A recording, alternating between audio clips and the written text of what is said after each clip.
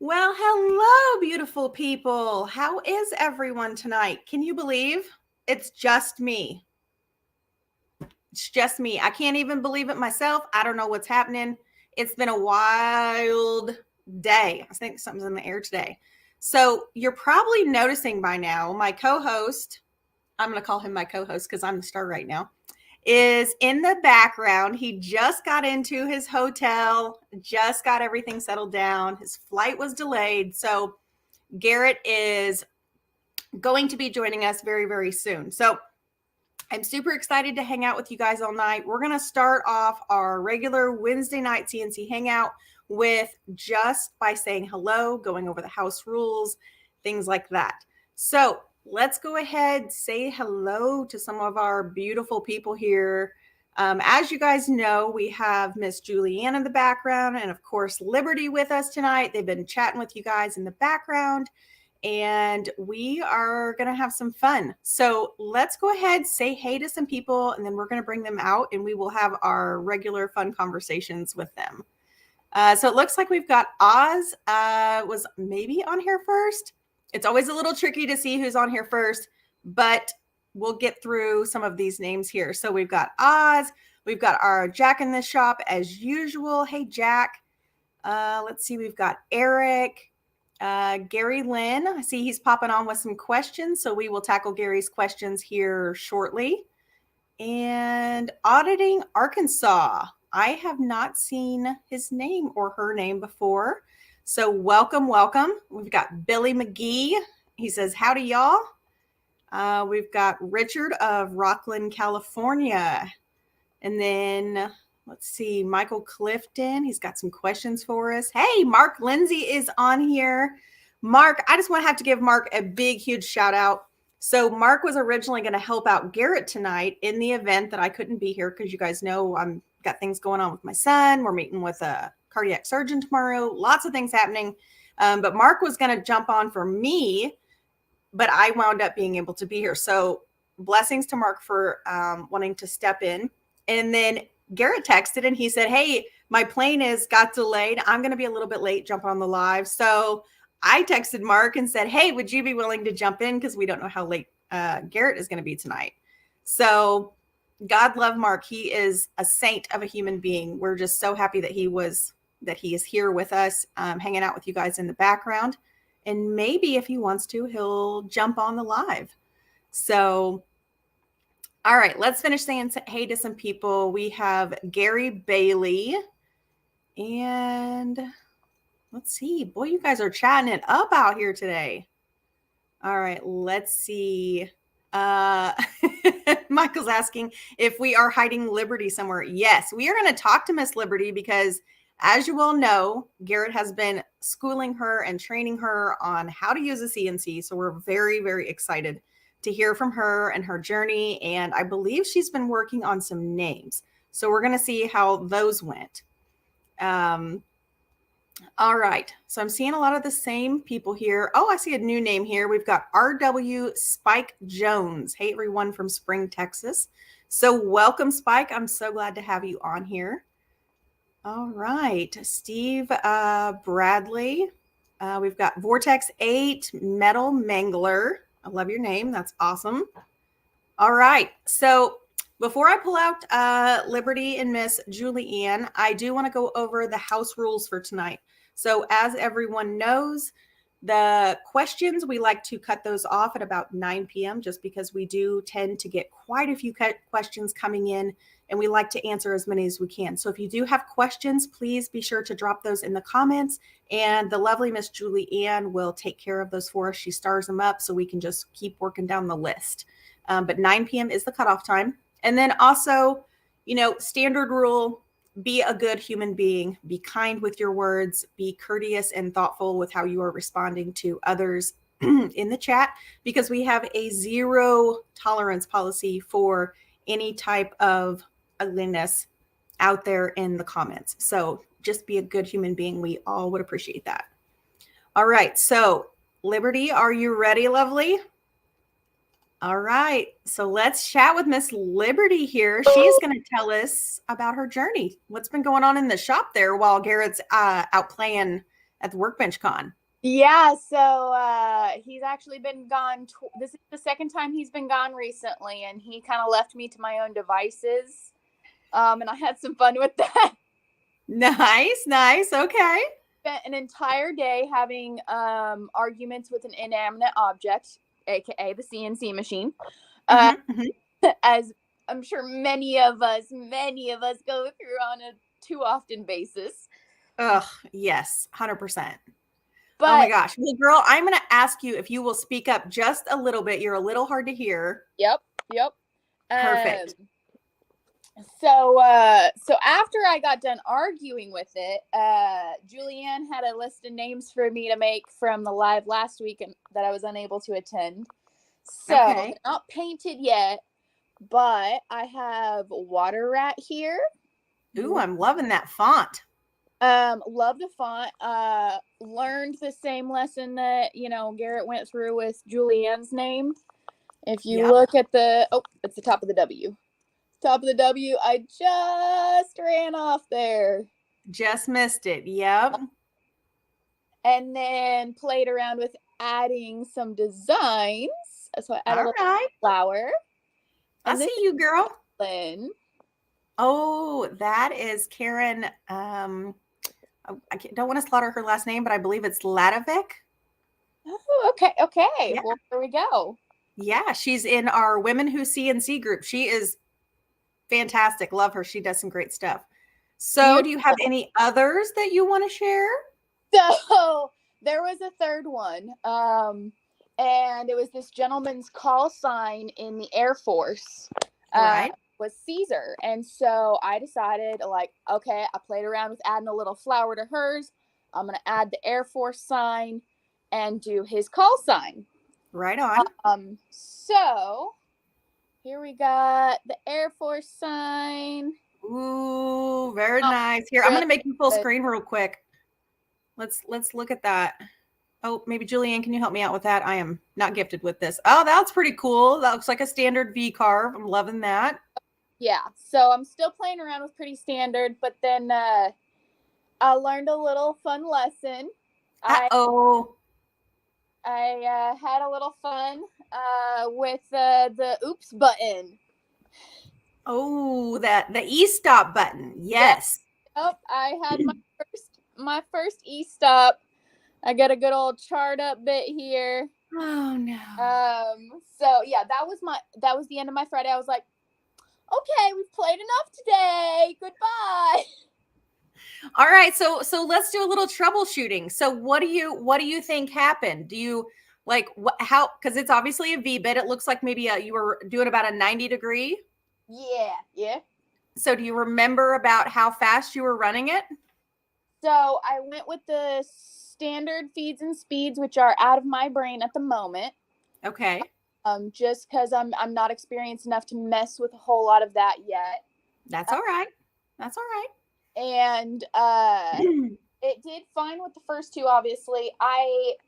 So I asked around because I had a lot of issues with the machine over the weekend. So I kind of asked around, and the two suggestions I've gotten was the bit slip and then maybe something in the G code. But looking at it and looking at the video, I honestly do think it was a bit slip. Yeah. I hate when that happens. So let's just talk about that for a quick second. When you have bit slip, sometimes when were you using the Spindle or were you using the Makita router? Spindle. The Spindle. Okay. So sometimes even in spindles, those collets can get sometimes they're a little hard to even get the bit around it. And then sometimes if you just don't torque it down tight enough, I had that happen to me in the beginning, and it's almost like if you don't think it's tight enough, give it just another pull. Bit slip really, really sucks. So is the bit still salvageable? I feel like it is. I actually haven't shown it in detail to Garrett, but the tip is intact. That's good. The blades are intact, so I feel like it'll at least be good enough to try and run it and see what it does. I got to the e-stop pretty quickly ish. And we'll probably have the video up of that here soon, actually. Oh, all right. All right. Well, it happens to the best of us. So don't let that get you defeated. But I am really proud of you for knowing when you were like, okay, I'm done. I need to like reset myself and walk away, because sometimes we can always be our own worst enemy when it comes to CNCing, because we just want it to work, and we want it to work so bad. We just keep changing things, keep, maybe mixing up the G code, starting from a new position, something like that. And, or, we're checking all the things. And I will tell you from so much experience, the best thing that you can do is literally just stop, like take a couple deep breaths, go outside, blow off some steam, whatever you've got to do. Think through the process step by step. And that's why, Mark and Garrett work so hard to create that checklist, because it helps you make sure that you are not, you're not missing those essential steps, like making sure the bit's really, you've got your net and collet tight and things like that. Because with me, I call it squirrel mode. So I'm always like, oh, did I load the right code? And then I'll be like messing with the bit. And then I'll, so I have to be very methodical in what you do. And I know Mark and Garrett would both preach the same thing. That's why he created that really important checklist for us to have. So, but again, take your time, reset, go out, break away for just a minute, and think about what you did in your head. And 9 times out of 10, you'll go, that's what it was. I missed it. I missed that one small thing, and it led to a disaster. So now you can say you have officially started your own burn pile. Yay! Yay! Welcome to the Burn Pile Club. I am honored to be part of the club. Oh, yes. Yes, yes, yes. Very much. Well, we are so happy to have you, like so many of us. Oh, my gosh. All right. Well, I'm going to pop out Miss Julie Ann here, and we are going to talk to her. She's going to tell us what's going on in the shop this week while Mr. Garrett's out having some fun. Oh, we're going to move stuff around, completely reorganize the place, the works. That sounds fun. That sounds really fun. Yeah, I like that. No, actually, I've been kind of keeping an eye on the chat, and Liberty, there were some suggestions that you give it to Garrett for the guarantee. Oh, okay. That he should replace that bit for you. I love it. Which actually brings me to a point of, we have some interesting, fun things going on. We're going to introduce a new guarantee card for those of you that have taken advantage of our 90-day replacement guarantee. Yeah. Let's see what else. We also got in some new stickers. Ooh, those are fancy. Yes, we sent Garrett and Adam down to Workbench Con with quite a big stack of those with a few little goodie bags to answer some of your other questions. Yes, they did get there fine. The flight was delayed. They got checked in. Garrett's stuffing his face with, I think it was pizza in the background. Giving that away. I'm sure. And Mark had chuck roast or pot roast, and I see him in the background too. So we got everybody on board tonight. All right. So I have one honest question, and you have to be really honest when you answer this. How many bags of M&Ms did he take with him? That's a Liberty question. Liberty was the one, putting the M&Ms in the bags. I don't know if there was an exact number count. Over 100. Over 100 bags of M&Ms. There you go. I love and to those of you that are wondering about your M&Ms and your orders, yes, we have been known to actually eat some of the packages. We are so sorry. Order more and we'll send you more.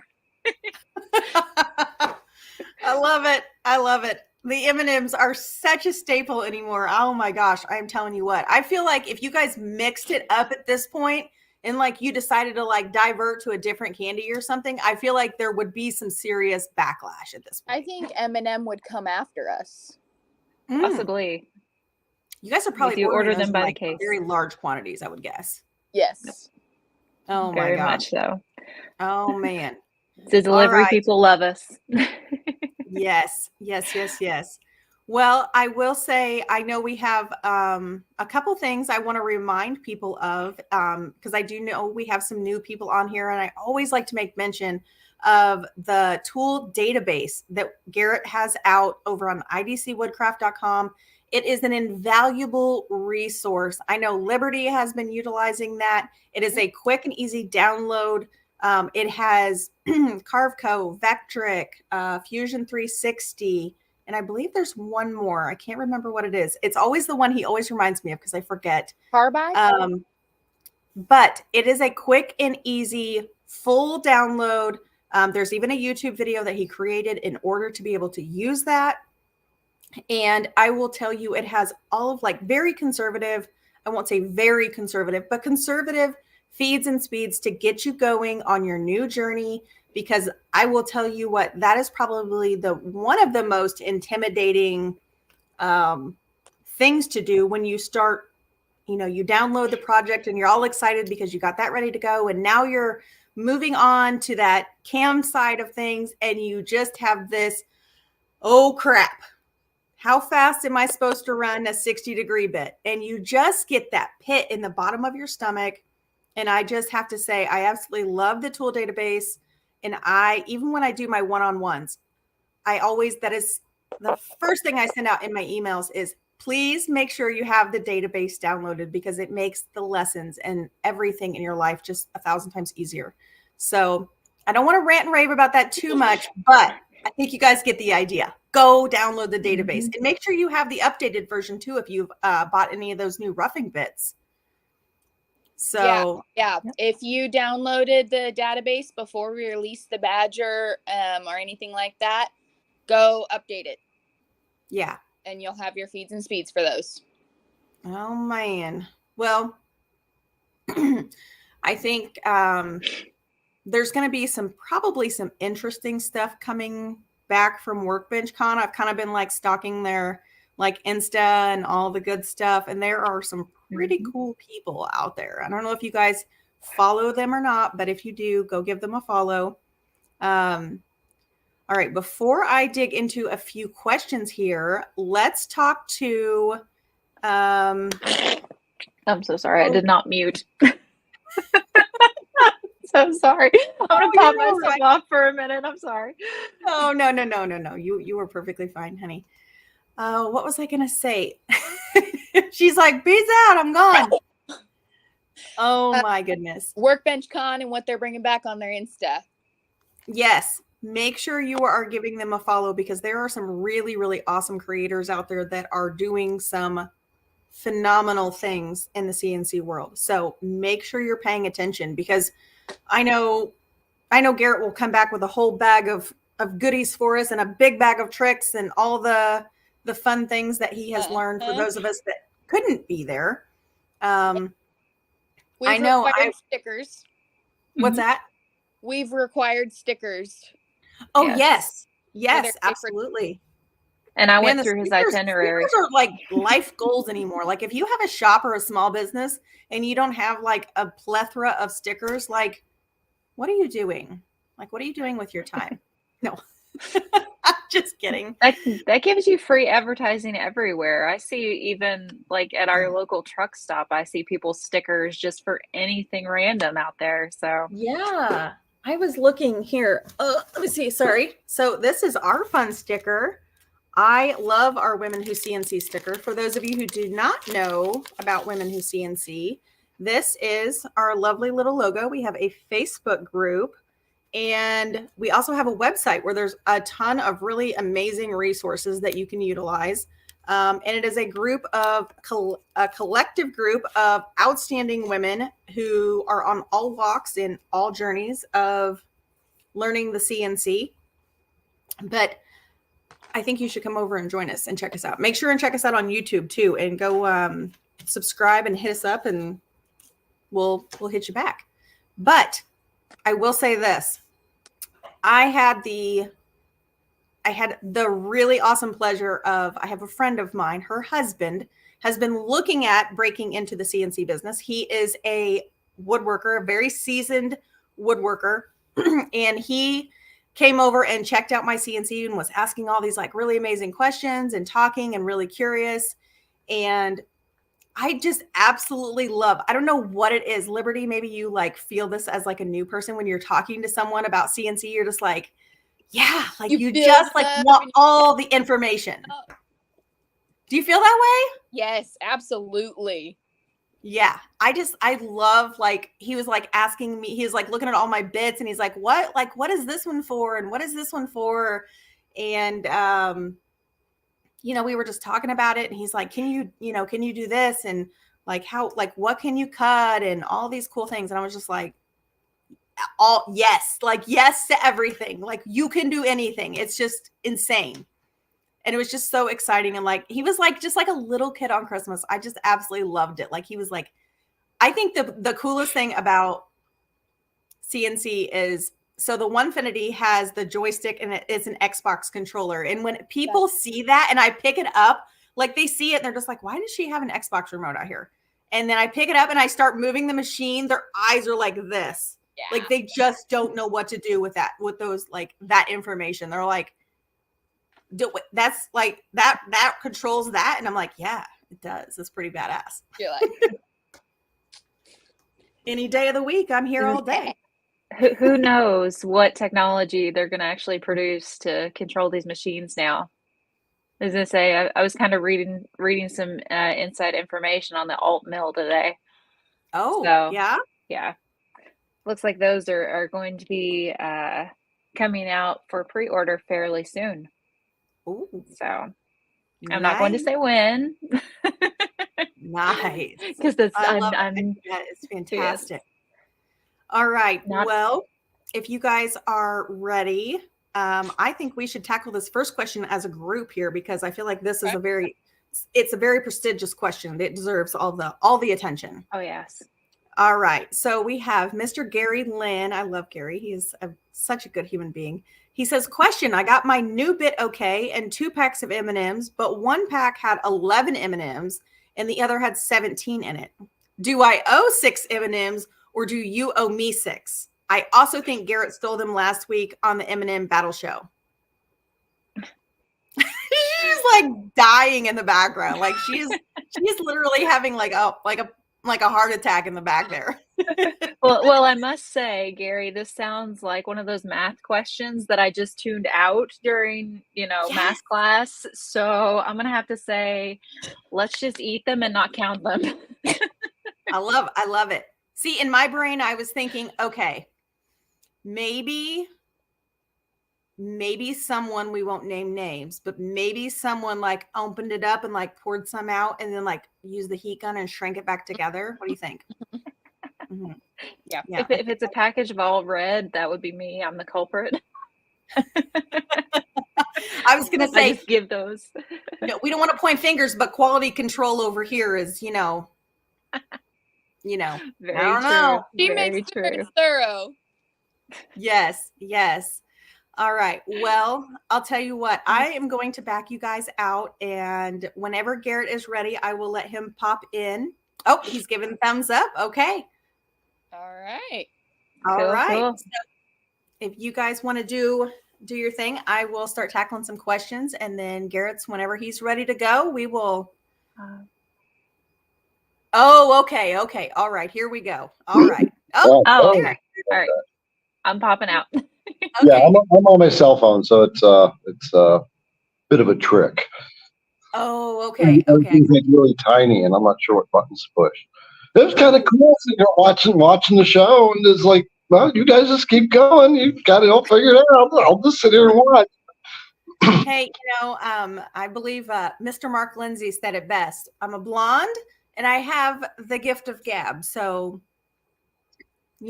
or as my daughter likes to call me, a yapper. I don't know. That reminds me of like a yappy dog. Yeah. I don't know.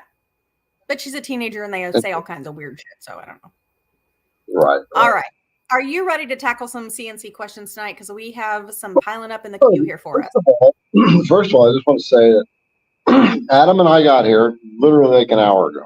We're stuck in our airplane for 3 hours on the tarmac. Right. So, yeah. So everything was behind. We got here. I'm like, we beeline to the restaurant to get some food, and we're sitting there waiting. And guess who says hello? Who walks up and says, "Hey, Garrett, Becky." From Oh Vectric. my gosh, no kidding. Yeah, so yeah, we have Vectric here, and so she said, "Oh," and I was telling him, I gotta go, I gotta get on this live, and then you guys got it all totally under control. So she might be out there watching. So I just had to give her a shout out because I said, "Becky, you need to be coming on. You're here, just come on," and she wouldn't do it. Yeah. Oh my gosh. Yes, we could even do like an impromptu like get together. Like how fun would that be? Because I mean, she's over in the UK, so the time exchange is just nuts. Well, it would be like 3 or 4 in the morning for her Yeah, if she something were to like come on. Yeah, 2 in the morning. 2 in the morning. Yeah, still. Like who wants to be doing that at 2 in the morning when you got to get up in 4 hours? My gosh. Yeah. That'd be crazy. It's very Well, cool I'm so around glad her. that you made it there safe. You and Adam both. Yep, we're there. You know, you had Becky from Vectric. Like, if you guys don't know who Becky from Vectric is, it's time to come out of the darkness and into the light. So she is a fantastic teacher, and she is one of the main people over at Vectric, and she has some incredible projects, tutorials, and just general information. So huge kudos to her, and I'm glad that you had an awesome welcoming committee when you arrived. Yeah, it was totally cool. And someone else came and said, "I know you. What's your name?" And it's someone who lives down here. Got into CNC a couple of years ago. Watched a bunch of the videos it created. It's kind of cool when you start to run into that. So, but yeah, let's start tackling some questions. And by the way, thank you for covering me. And well, we hadn't eaten probably since like this morning. So it was yeah, we were pretty hungry. I'm not gonna lie, I would be hungry too. That's a long day of traveling. You know, Yeah. All right. Well, are you ready to tackle some questions? yeah. All right, Yep. let's do it. All right, so I'll read them off because I'm not sure if you can read them on your All phone. really easy for me. Yeah. And this I'm starting to go bad again. So it's yes. No. I hate that. All right. So we have Mr. Richard of Rockland, California. He says, how do we give IDC Woodcraft credit when we order via Amazon? If so, what products count and how do we do that? Thanks. Great community here. Okay. The best thing you can do when you order from Amazon is review on Amazon. So you know that Amazon goes by reviews. And the more reviews you have, the more Amazon pulls your stuff up in the ranks. Good so to know. if you got something from Amazon, just leave a review on Amazon. Thank you for asking that and getting that. I never thought about telling people before. Oh, by the way, Julianne, she'll be glad that I remembered this one because she has been doing a lot of work in the background with the Amazon stuff. And one of the big challenges is shipping to Canada because because Canada has a we ship UPS to Canada, and UPS charges the exchange fees and stuff like that. And we stopped using USPS because they were losing stuff at the border so much. So anyway, we were trying to figure out what to do with it, and finally, let's work with Amazon. And so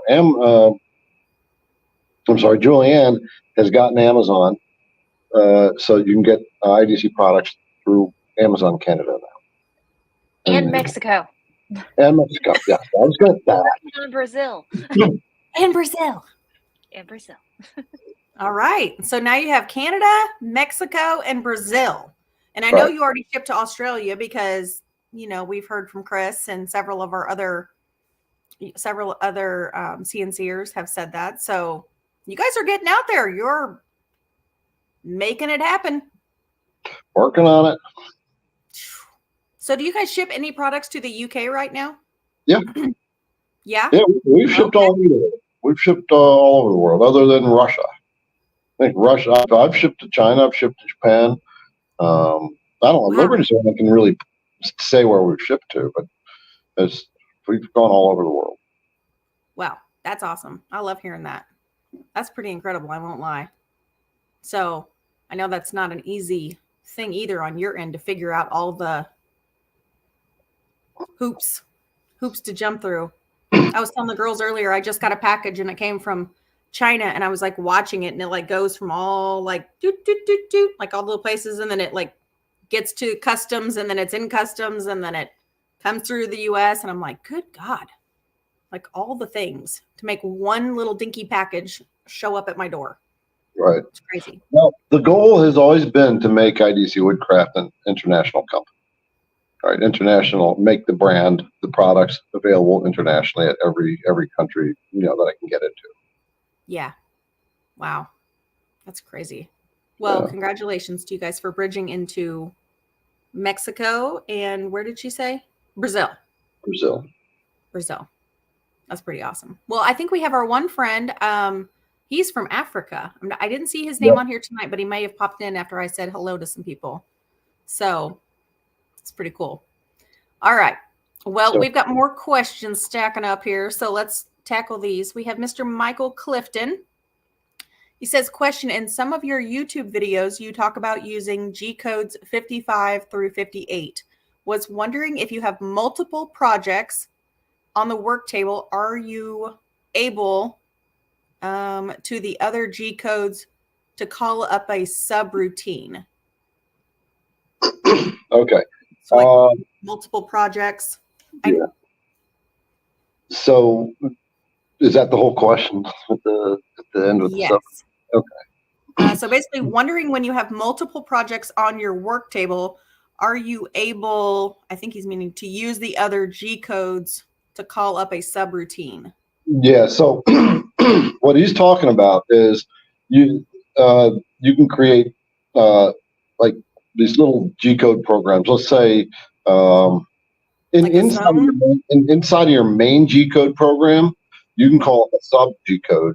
It's like a subroutine, exactly what he's saying, and that will call up, like, let's say you have a bunch of holes, and you don't want to rewrite that whole G code program every time.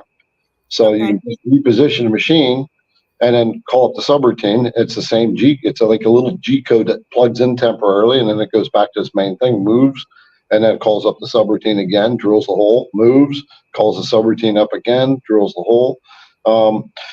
You can use your work offset. So he's talking about G54, 55, 56, 57, 58, and 59. And you can use those in subroutines. Okay. That seems pretty cool. Yeah.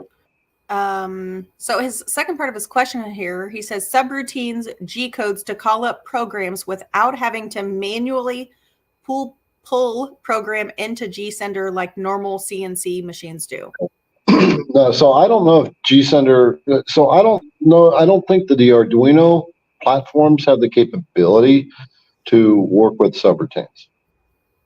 Okay. So that would be like long mill, like the Masso controller should have that capability, but the Arduino and some of the other like VCarve and stuff like that probably do not have that capability. You need a more advanced controller to be able to work with subroutines.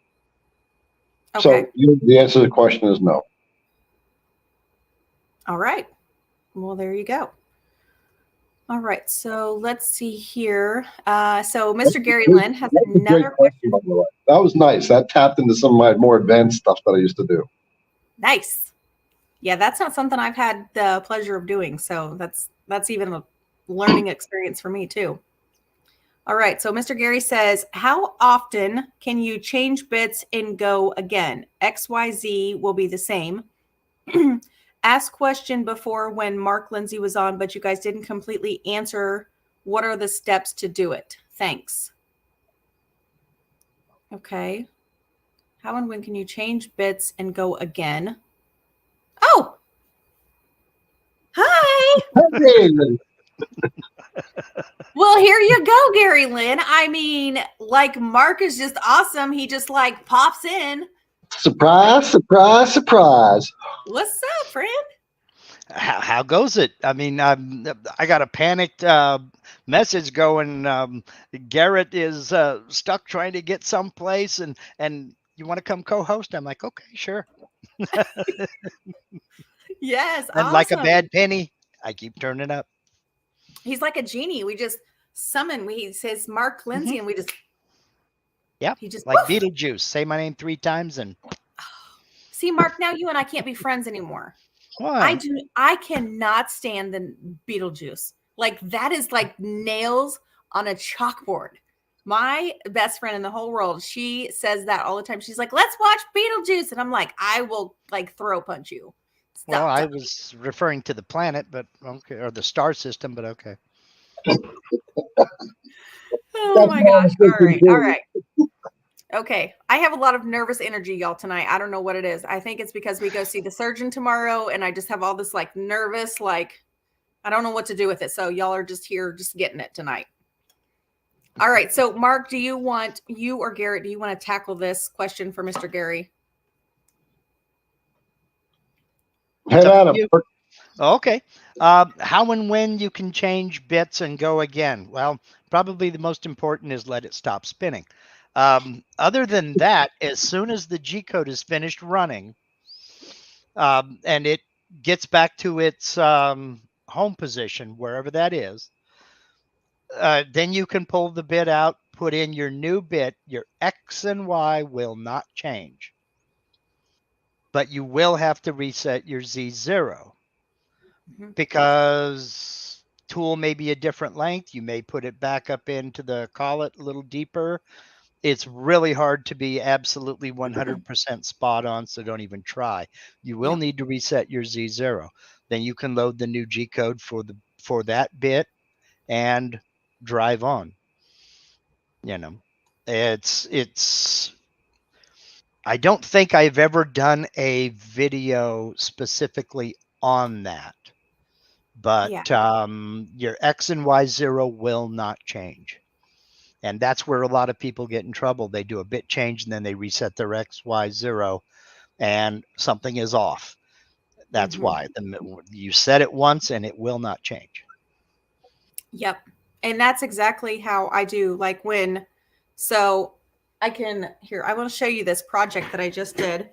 But this is a great example of that. So like when I do epoxy and I'm doing different layers and I'm carving in different particular areas, of course, yes, I have to change the bit, but I never want to move it because if you're doing something like that, yes, in theory, you could put some like like drill some holes and put some pegs in there or whatever and make your mark and take it off and let it dry. But man, this project is circular. So like if I'm off even just the tiniest hair, the whole thing's going to be garbage. But let me show you what I've got.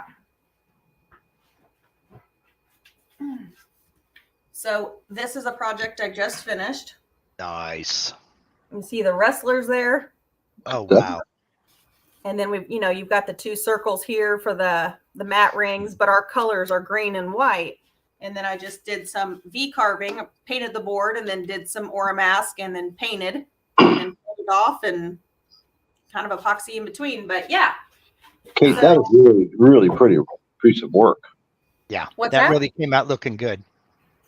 Yeah, thank you. But didn't want to show that to Brad or to, get compliments. But the point is when you're doing projects like that, you can move your CNC all over the place. Like I poured it, let it dry, move the CNC out of the way, pull it back in, change the bit, re-zero, off to the races. That X and Y never changed. Right.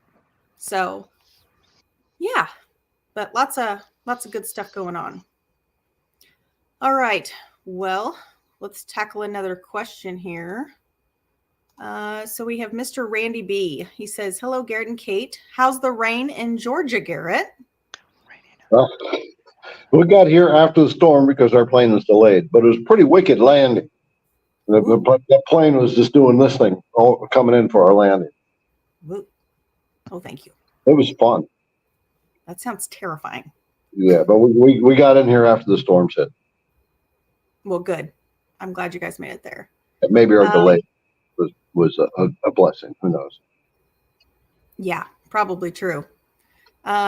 He also says, hello, Julianne from Wisconsin. Heading back there on Friday morning from Pensacola. Can't wait to get back to the mill. That sounds fun. You gotta love a good mill. You know, there's just something about it. All right. We have a Miss Kimberly Went. In Pro Design, how can you make image large with mouse wheel without moving the area of interest off the center of the screen? So, Mark, you're shaking your head. I kind of know what she's talking about, but You really can't. The best you can do is kind of kind of position it. When you zoom in, now I'm guessing that you're talking about the in the 3D view, how you're moving the 3D view around. If you zoom in, it may zoom in down towards the bottom or something like that. Remember that the scroll wheel on your mouse is also a switch, and a lot of people don't even know this. If you put the cursor over the middle of the 3D view, or even out in the 2D view for that matter, if you put your cursor over the center of that or anywhere on it and drag it around, you press down on that scroll wheel and drag it around. That's how you can position it. Now, there really isn't yet that I know of a way of just zooming in and having it stay in the center. On the 2D view, it's proportional and it's position based. So if you put your cursor down on, say, the bottom right of the material and you zoom in, it's going to zoom in towards that bottom right. If you put it in the center of the material and zoom in, use with your scroll wheel, it's going to zoom in on the center.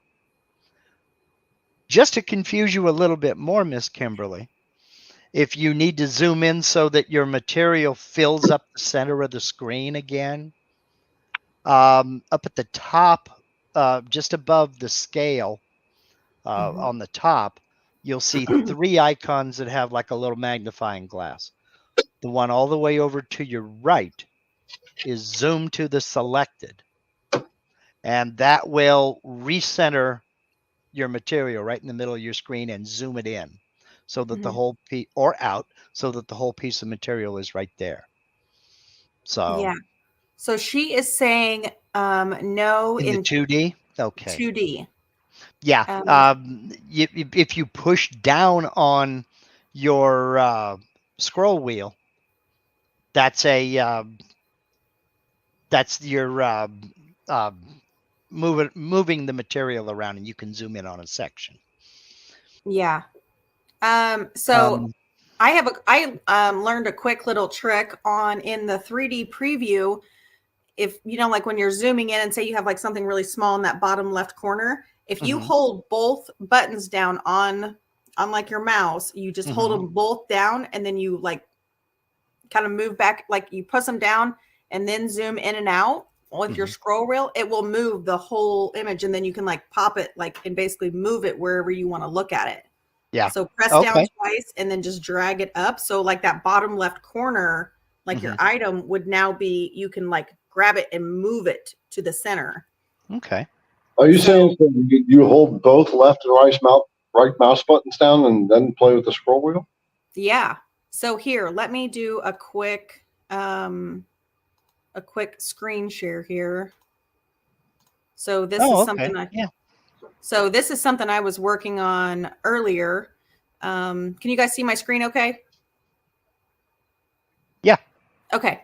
So in this 3D preview, let me close this out over here.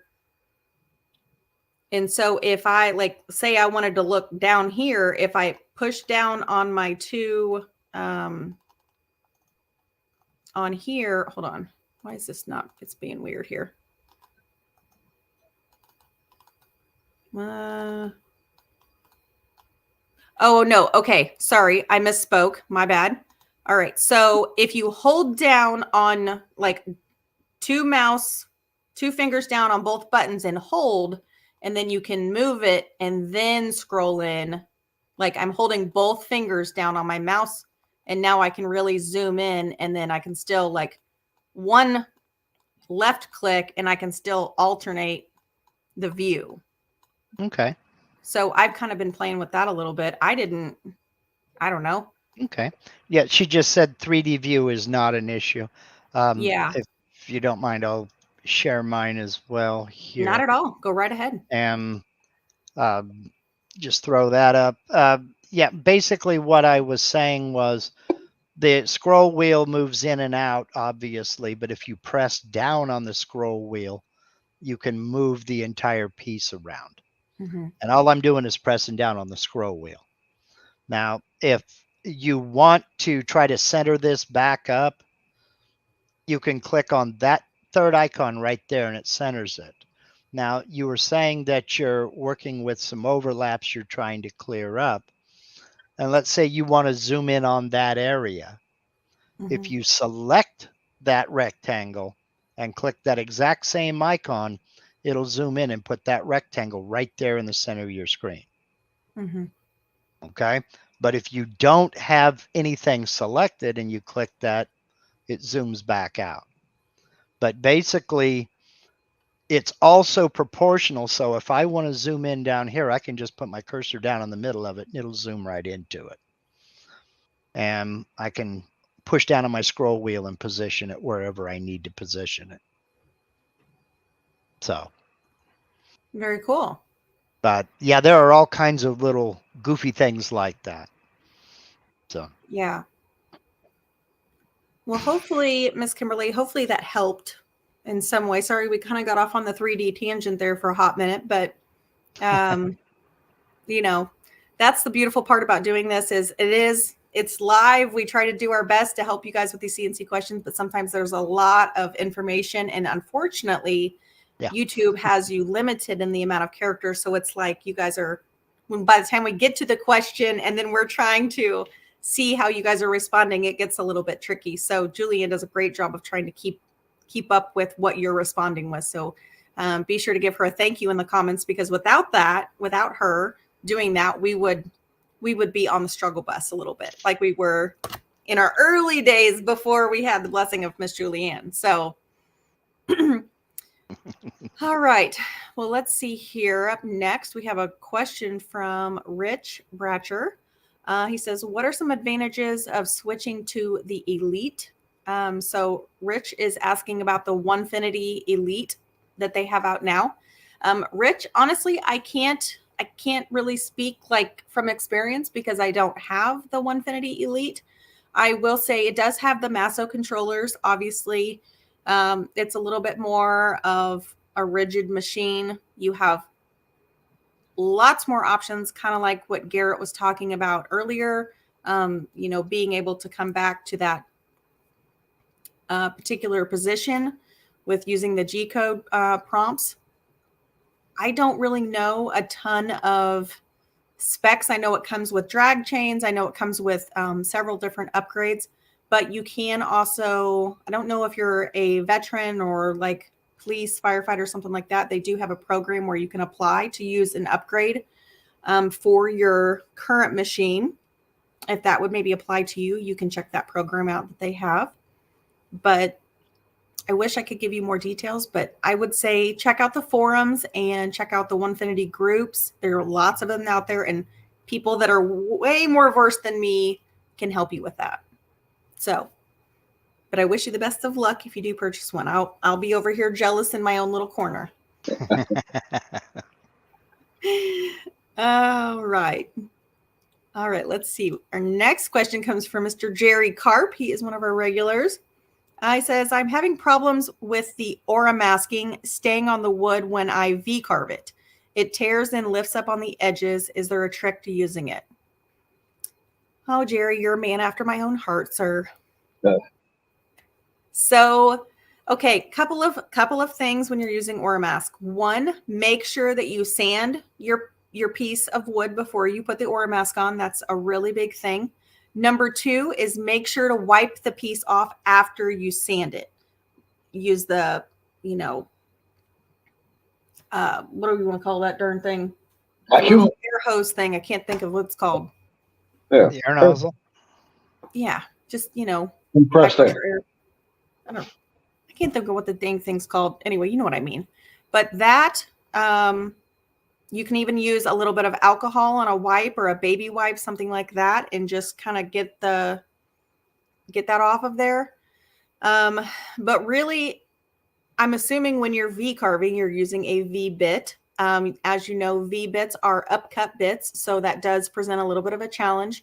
But really make sure that your Aura mask is also, when you're applying it, make sure you're applying it in small sections, and then use a squeegee or credit cards or something, and then really push it down on the material, because when you just put it on there, you're like, okay, it's on there. No, friend, make sure you're really getting out all of the air and it's really flush on the thing. And then just pull it back, pull a little more paper, and then just roll it down, work from the center out, getting all of the air bubbles out. And then additionally, a lot of people run their 60-degree V-bits, usually between 19 and 22,000 RPMs. And I do not run my V-bits that high. I would say the max I run my 60-degree V-bit when I'm using Aura Mask is maybe 18,000. And that is the sweet spot. The last tip I'll give you for using Aura Mask is always make sure that you are using a sharp bit. Garrett has a great 60-degree V-bit. I think it's called, is it just the Ultra Sharp or Ultra something? It's the Ultra Clean Cutting 60. It's the Ultra Clean Cutting series. They're bladed V-bits. Yes. So Yes. they're shearing the material as opposed to scraping the material like flat V-bits normally do. Yeah. Julianne, Yeah. yeah. Link it in the comments. The 60 SB60. Yeah. I have some, if you're not following me on Instagram, go and look up Rise and Shine Wood Signs. And I will be posting a reel later tonight. And I'll be posting that, and you can see I've got how I put the Aura mask on, and then the carving. I mean, it just carves into it like butter. I mean, it's just as smooth as can be on this project. Oh my God, this thing is so freaking huge. It's a beautiful project. Like, see how clean the letters are? Like, I mean, I did not clean that up. That is literally, like, you can still see, I just did a really thin coat of acrylic paint, like just some white Apple Barrel Walmart paint. That's the other thing too. If you paint your signs, you need to use some type of a flat paint. Don't use gloss. Gloss will not stick to it. Also, black, any type of dark paint, Aura Mask hates. It does not like it. It's black especially. The more pigmented the paint is, no matter if it's a flat black or a chalk black, Aura Mask just goes like this. So sorry. None for you. Now, stain is very different. Now, do you mean it won't stick to dark colored paints, or it wants to pull it up, or what is it? It doesn't, I don't know what it is, but there is something about it that it just doesn't want to stick. Now, okay. This is not just me saying that. This is a confirmed theory. I have a girlfriend that does the same things, and she is a sign maker. She's been a sign maker for a few years longer than me, and that's a long time. And I was out of her house one day, and she was like, "Hey, do you want all this, or do you want this big roll of Aura Mask? I got rid of my vinyl machine." And I was like, "Sure, I'll take it off your hands. You know, I can always use Aura Mask." I mean, it's this, like, I don't know if you can see it. It's this like gigantic roll. They're like $200. So I took it off her hands and I started using it, and I'm like, "Girl, how long has this Aura Mask been sitting on your shelf? Like, is it bad or what's going on?" And she goes, "No, it's brand new. Like, why? What's up?" And I said, "I cannot get this stuff to stick to black paint when I'm carving." And she goes, "Oh, you had that fun experience too." And I go, "Yeah, what are you talking about? Like, fill me in here." And she goes, "It won't stick to black paint. Like, I don't care what you're using. The more pigmented the paint with Aura Mask, it's just a no-go. You have to almost do like a reverse stencil. So if you have a way to cut out the stencil that you're doing, you can put that on there and then go in and then carve it. but that's really about the only way you can carve with like black paint. If somebody knows, please put it in the comments. I would be happily to soak in your information, but Have you tried laying down like maybe a coat of polyurethane or something over the black paint so it's sticking to the urethane and not the paint? yeah, I've tried a spray urethane. I tried I think it's Helmsman stuff. Helmsman, yeah. Yeah, Helmsman. I've tried that. And it wouldn't stick to it. No. I think I talked to Garrett like the day after or something, and I said, I don't know what it is with this Aura mask, but I'm ready to lose my mind. Now, I tried everything. I see somebody in the comments is saying, can you cover the paint with painter's tape? That would just kind of negate the need for the Aura mask, wouldn't it? Yeah. Mm. Okay. Yeah. Yeah, Plus, well, I don't know. Well, thinking about, but the painter's tape may leave residue. Yeah. Mm-hmm. It's possible. Okay. Yeah, especially on a flat, if you're using a flat paint. But like it's really odd because if you use any type of an oil-based, like a dark stain, or even a water-based solid stain, like where you can't see the wood grain, no problems. Huh. But black paint, it's just like, nah. Okay. That's odd. I'll remember that though. I've not used Aura mask yet myself, so. Oh, really? Yeah. Oh man. I've got a roll of it. I just haven't used it. Yeah. No. Well, if somebody comes up with that, maybe I should do like a YouTube video on that about different maskings. Now, we'll say this. I just did a really cool sign. Let me see if I can pull it up on my phone here. I was messing around because I've been a little crazy stressed this week. And I decided I need a little therapy. So I decided I was going to I was going to put some epoxy on plywood. Beautiful. No problems. I did a Galaxy epoxy, and then I put Aura mask over the top of that epoxy. I've never had anything carved so beautifully in my entire life. Wow. Cool. So I'm thinking with the black paint, if I did a really, really thin coat of epoxy over the top of it, just a flat coat, I'm talking just like paper thin, and then put the Aura mask on, I bet it would carve. Don't know. Have to try it out. Yeah. I don't know. Let me see if I can find this photo here.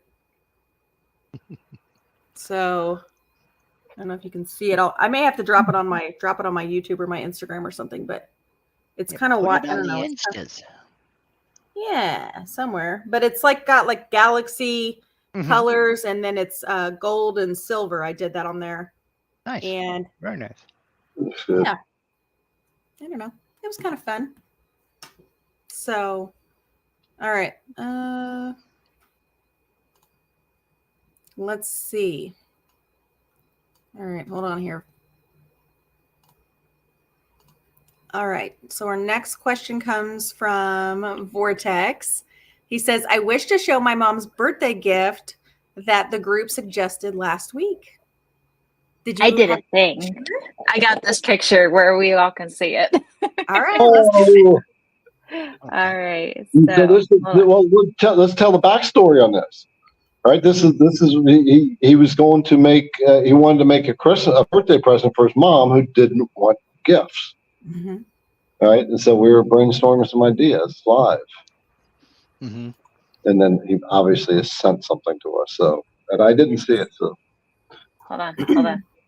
I'm trying to get this thing to allow me to do it. I thought I had it. No, you're fine. I know it does take a second to figure it out. Can you feel the tension trying to build? make me allow screen share here.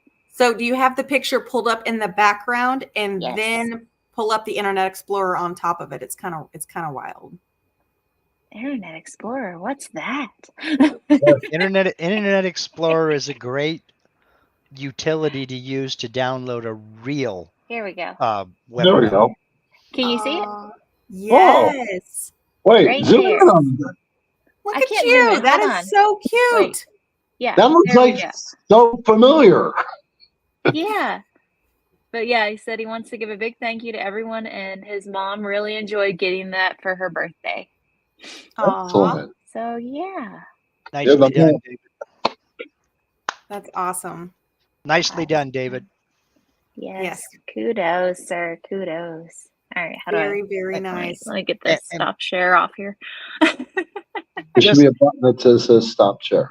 Okay. All right, just to Vortex, let you good know, job. David, just to let you know, David, mothers are just like wives. When they say they don't want anything, you better get them something. Okay? I can When they say I nothing, can they vouch for mean that. something. Yeah. You know, even if it is fixing that one thing that she's been bugging you to fix for the last 6 months, do that.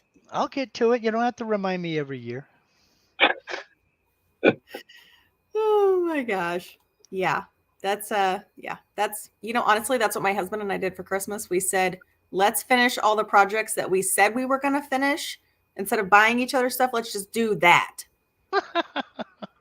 Smart. It was, saved us money. I mean, You're kind funny. of, I guess, because it was home renovation stuff. So Yeah, we're just Jack going in to the call it a shop wash right now. Jack in the shop says that one thing. Yeah, that. I With the remember when I whatchamacallit had and the one thing thingamabob. on mine. Yeah. All right. Let's see here. So Mr. Norman is asking, Garrett, did Becky say anything about their new version 12? No, I literally we were so I am at Workbench Con. So we just arrived today, and the registration's tomorrow afternoon, and everything starts on Friday. And so we got here, went straight to the bar, not to have a beer. I'll be doing that after the show. But I needed something to eat because we hadn't eaten. And I'm sitting there, and Becky comes up from Vectric. Garrett, hi! So it was very cool. But anyway, she did not. We were just catching up. It was Becky and Edward. Yep. They will not talk about it. Oh. They will not talk about. In fact, I was shocked that they released that little teaser that said it's coming out in April, because they don't do that. Well, Usually I will say, usually the only clue you get is when they start posting little teaser videos about 2 weeks before release. But yeah, they hold that stuff real close to their chest. Even the beta testers don't know everything that's going to be in it. Oh, wow. Well, I did see, I don't know if it was on YouTube or Insta or where it was, but I did see that it was like a video of all of the different, like Vectric owners. Did you see that one where they were talking about like who could get the upgrade? So if you've like purchased it in the last year or something, like you can get the upgrade, or there were like 3 or 4 different qualifying criteria to get it. If you purchased, if your initial purchase, your first time buyer, within the previous 12 months of the release date, so April 20, if you purchased it in April 2023 or later, and it was the first time, then you'll get a free upgrade. If you purchased an upgrade, say from like version 11 to 11.5, within the last 90 days, you'll get the free upgrade. So that's a pretty sweet deal. Yeah. I'm wondering how much it's going to be to actually do, like, if you just want to upgrade to version 12, or like, if you log into your V&Co account right there on your portal, welcome Kate and all this other stuff, right underneath it, it'll show you what the cost to upgrade. Oh, really? Yep. Because it's individual for each, case. Okay. All so, right. and it will tell you if you qualify for a free upgrade as well. Well, I know I don't qualify, so I'm just curious how much it's going to cost me to upgrade, because, Now, Kevin is asking, what if I upgrade from desktop to pro? I don't know on that. And that's what I mean. If you log into your V&Company account, it'll tell you what the price is. All right. Yeah, we'll definitely have to check that out. All right. Well, let's see who we've got here. So we have Mr. James Dunkelberger. He says, on for the first time. Sorry for my lateness. Friend, you don't ever have to be sorry for being late. We are just thrilled to have you. Good. Yep. Yeah. I was a half hour late, so. You know what? It's all good. We're here. We're all present. We're just hanging out. Every Wednesday, 8, as it turns out, 8 to 10 now. Yeah, Eastern Standard Time, 8 p.m. to 10 p.m. Yeah. So technically, it's 8 p.m. to 9:30 p.m. So everything else beyond that is over delivered, I guess, Mhm. or just trying to get the questions out of the way. 5 o'clock Pacific. Yeah, Right. it's been we're actually staying pretty on top of the questions. You guys have been pretty quiet tonight with the questions. Yeah. All right. Let's see. We have a question from Mr. Dale Brown. He says, how many bits would you ladies, this must have come in when we were it was just me and the girls. Ladies say a beginner needs to start out with, and I'm thinking as you move on, you pick up more bits for more projects. Well, I know what I would say. I want to see what you guys have to say. Let's what would I say? Well, it really depends on what you're going. What I would say is you start off with the stronger bits. You start off with one of each. With the couple smaller ones, you get a backup, like the 18th to the 16th. If you're going to get those, then it's kind of good to have a backup, but not totally necessary. But not a bad idea. Mm-hmm. A few years ago, I did a video on bits that I thought beginners should have. They would be able to see you through just about any project a beginner would do. And I think I need to remake that video because I've changed my mind on a couple of things. But basically, you're going to need an end mill for sure. And it's going to depend on the collets you have for your router. If you got a 1/4 inch collet, a 1/4 inch end mill, and a 1/8 inch end mill with a 1/4 inch shank, you may or may not need a ball nose.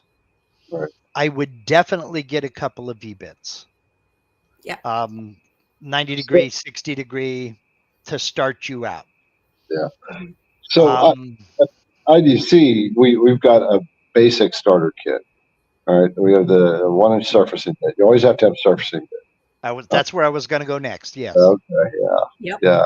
And then the 1/4 inch, it's got a 1/4 inch, it's got an 1/8 inch down cutters, and then a 60 and a 90 V bit. That's your starter set. Perfect. There you go. Yep. There you go. Normally, you are going to be the exception, Garrett. Normally, I don't recommend buying sets because you end up with a ton of bits you will never use. And especially if any of these bit sets have bits that have a guide bearing on them. You can't use a guide bearing on a CNC. No. But but your other point is very well taken in that when you need a new bit to do another project, that's the time to buy it. I was taught that years ago by my grandfather when I first got into woodworking. Buy tools as you need them, because otherwise you end up with a bunch of stuff hanging on the wall collecting dust that you're never going to use. And I've still got a bunch of stuff hanging on the wall, but I do use it anyway. So, you know, and you can go from there. Upcut, downcut, they both have an application. Do not attempt to drill with a downcut bit. That's my argument. No. That's my argument for getting an upcut and a downcut. That's why I put out drill bits. Yes, and I still need to try some. I didn't know that you had those out. I want to try some. So I'm. Did we you have send an order something? coming your way? No, I'll order them. Okay. I'll order them. You've done enough for me, Garrett. I mean, you know, they were asking earlier, how did Liberty get one of my stickers? I said, well, you sent me a coffee cup. The least I could do is throw a few stickers in your direction. Good grief. So I know. I know. Oh my gosh. Yeah, I wholeheartedly agree with you guys. I mean, I feel like there's so many bits, and I did the exact same thing, Mark, that you were talking about. I got on Amazon and I was like, I need this, and this. And I got them all. And then I was like looking at them all and I was like, ooh, you know, kind of starstruck. And then there's like a whole crap ton of them. And like, I literally took out of my bin that I use on the regular, and I just like threw them in like my toolbox here, because I'm just like, I just never reach for those 60, 90, quarter-inch end mill, 1/8 inch end mill, because you're going to have that project where you're going to have that 1/4 inch, or that little spot or corner. You're going to need the 1/8 inch to clean up. Yep. You can do a chamfer with a 90 or a 60 degree V-bit for that, if you want to do a profile and get some nice edges. Yep. And if I could go back and like do it, and they had one of the roughing bits that Garrett has now, I would order one of those, because those roughing bits are going to save your end mills, because 90% of carving is using an end mill. Like, I mean, it's just like, let's just be honest, unless you're doing like a lot of 3D carving, you're going to use some type of end mill. So if I could add one thing onto it, I would throw on a roughing bit, just because you can clear some serious material, then go back in, do a couple last passes or a couple passes with your end mills, clean it out. You're already saving money. Well, I tell everybody, you are the best judge of what you need, because you know what you're going to do. And if you're going to do a lot of hogging out, like you're talking about, a lot of quick, fast, nothing glamorous, nothing elegant about it, material remover, then yeah, you need roughing bits. But if you're doing a lot of real fine detail work, you may not need a roughing bit. You may never need a tapered ball nose bit if you're not going to do 3D. Then again, you may go through 6 of them a week. It just depends on what you're doing. Mm-hmm. So you have to kind of match the tools to fit your projects, and go for the gusto. Yeah. There are. Oh, by the way, I gotta just remind those we put out notice last couple of weeks about application for product testers. Oh yeah. So we did get some people sign up for that, and so now it's time to filter. But I'm out of town. I asked Julianne to do a pre-filter on it, and then from there, well, we'll get into that and start contacting people next week. Sweet. Yeah. So yeah, I can share the same experience, just like what Kate said. When I first got into this, even though I had tons of CNC machining metal work, getting into wood stuff was brand new. I didn't know what I needed. I was just buying stuff. I had ended up with like $350 worth of bits that never got used because I didn't know what to get, and I just. Oh yeah, I did the same thing. I've got drawers full of 4-flute bits that I will never use on wood. I didn't know any better. Yeah. Yep. I bought a whole bunch of specialty bits. I might do that. I might do that. I might do that. Well, I might get hit by a bus. So why spend the money until I need it? Right. Well, that problem, and seeing that over and over again in the Facebook groups, where to get a good set, nobody could answer the question. I said, well, let's solve this. Once I had it figured out, so then I started IDC Woodcraft.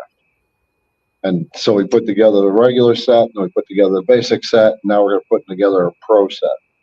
Sweet. Perfect. Yeah.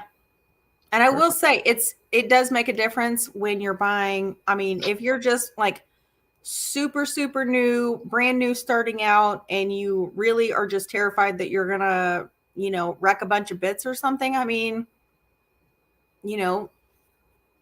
it's kind of 50-50. I mean, I'd say when I started out, I can probably say I've probably broken 5 bits since I've started, but I'm like that one that was like super nervous. Like I was like the checklist, like you used to always say with the airplane manual, I was like, okay, like trying, like double check, triple check every single thing I was doing. But that's just like who I am as a person. I'm just a very methodical, like analytical person. And so, but if I told my husband to come out here and to learn this, he would just grab a bit and like be like, do, do, do, do, do, boop, and like hope for the best. Yeah. And then he would probably wreck a bunch of bits. So would I give him like my better bits? No, probably not.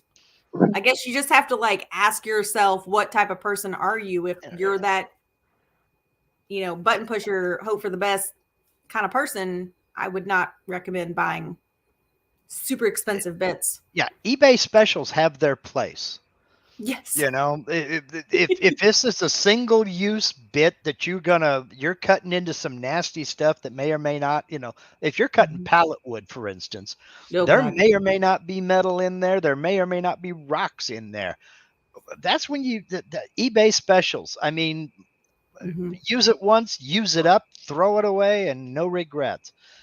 But if you care about your tooling and you're working with decent quality woods that are pretty pricey, let's face it, you need some quality stuff.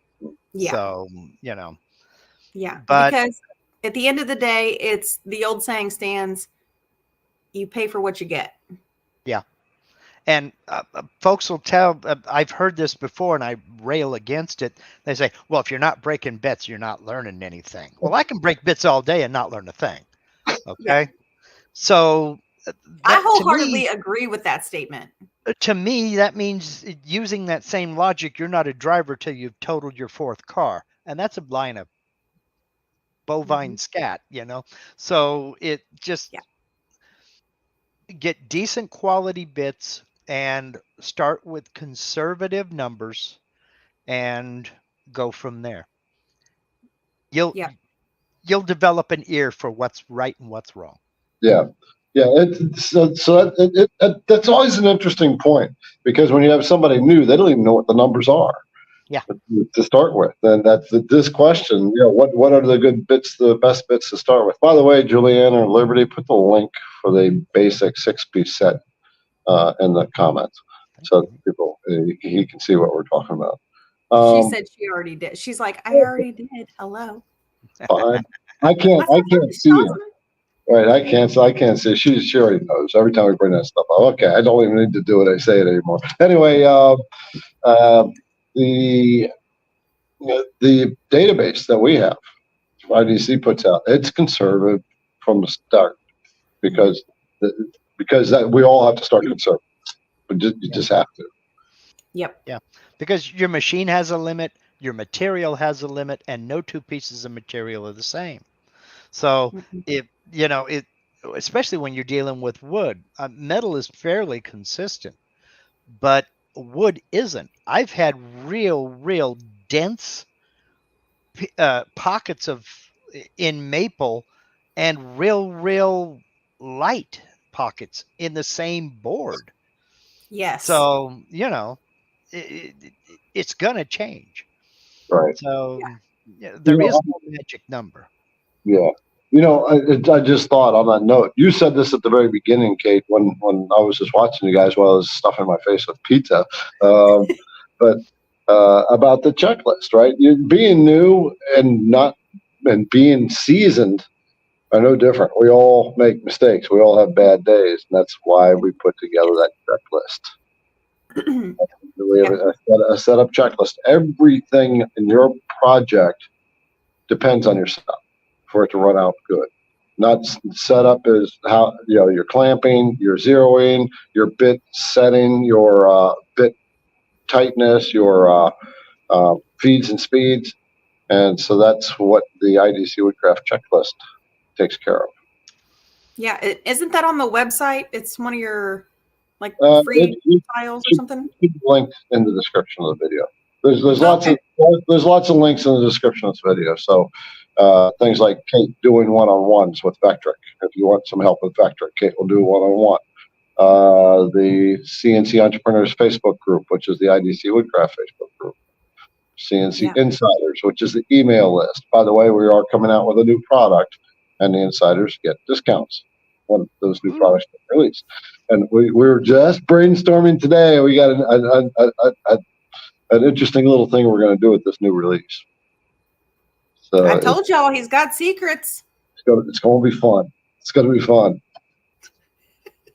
I can't remember. There was a movie, and it was say something about, they were like, her hair is so big, and she goes, it's full of secrets. I can't say that about Garrett because his hair's not big and bushy. Mine's getting there. Plus, I'm trying to bring the beard back. So yeah, I did notice that when you popped on. I did notice that you have You've got the beard going on. My husband's rocking a beard right now too, and I'm just like, okay, I'm ready.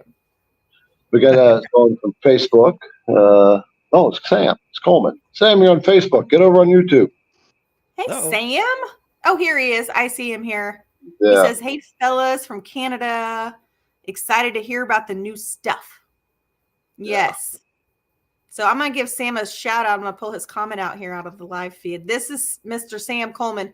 Y'all, he is a incredible creator, and he does have a Onefinity Elite. So if you have not checked out his page, go check out Mr. Sam Coleman.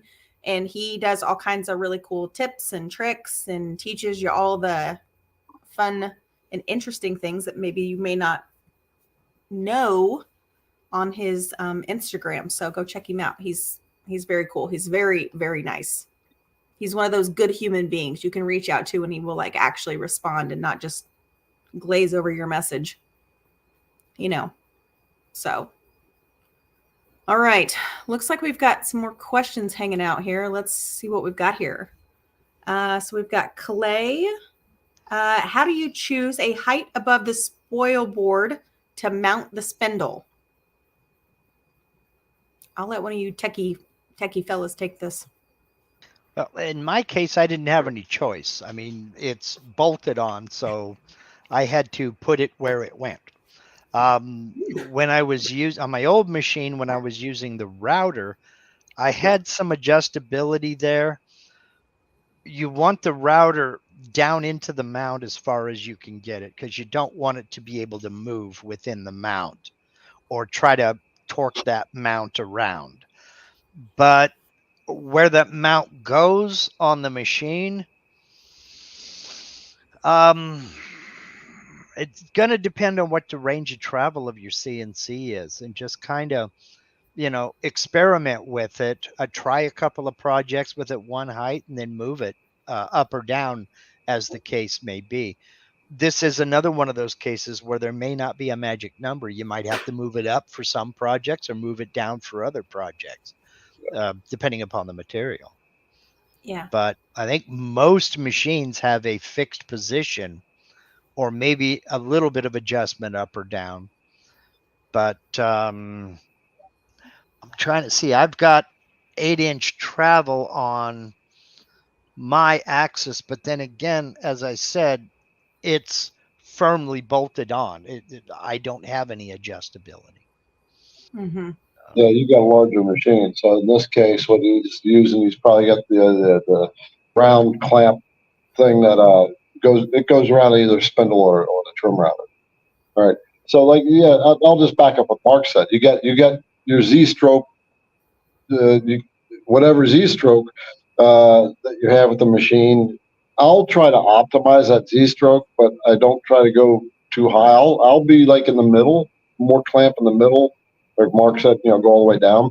I like it in the middle because it gives you the right best both worlds. But I feel it out, just like you said. Most of our projects are 3/4 to 1 inch thick, or maybe you might be doing some 1/4 inch stuff. Just think about that area that you want to make sure your Z stroke and your clearance with your longest bit is going to get that whole 1 inch depth of cut. Yeah, and do remember you have that bit under there as well. So if you're running a 1/4 inch end mill, that's not a big deal. You put a 1/2 inch end mill in there, now we're talking about a whole different ball game.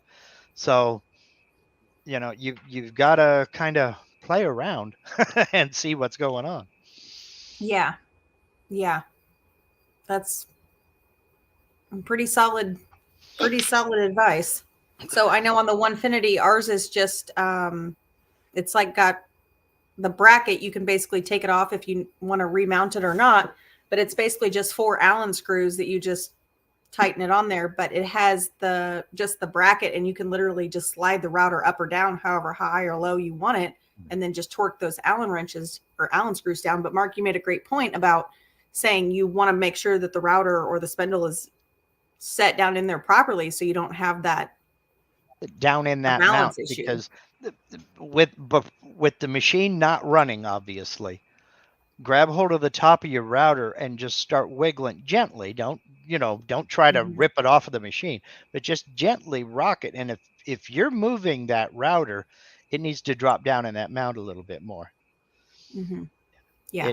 Because if you can move it, it can ding dong sure move when it's cutting material. Oh, 100%. Yeah. All right. Well, Clay, hopefully that helped you out, brother. Let's see who we've got here. Blue pill, red pill. All right. In an easel program, how do you even your project on all sides? I cannot answer this one. Yeah, I don't use easel. I don't know. I'm assuming you mean center it. But I don't know. I don't know easel at all. Yeah, I don't either.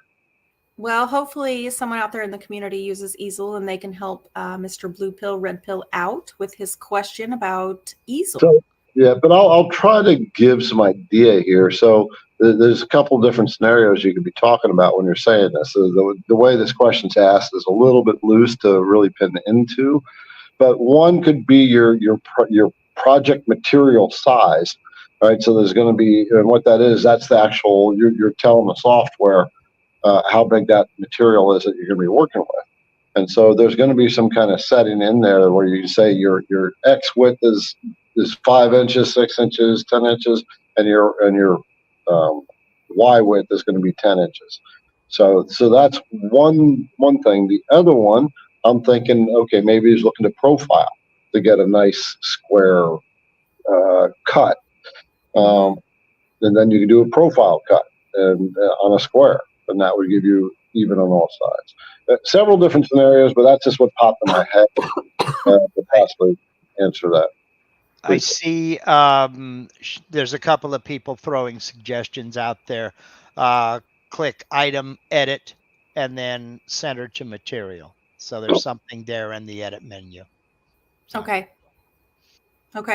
Very cool. So kind of almost like an align. I love the community. I'm telling you.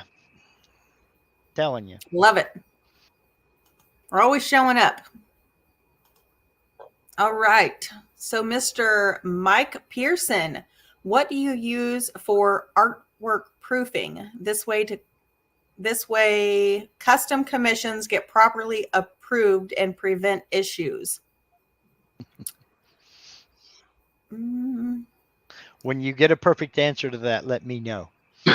About all you can do is preview early, preview often. And right there in the preview form, in the preview window, there's a button for save a preview image. Save that preview image, send it off. And if they approve of that preview, there you go. It's too late to make changes after the minute the bit hits the material. It's too late for changes. That's my policy anyway. But if we're still in the design stage, anything is negotiable. But as far as proofing and getting customer approval on something, pictures.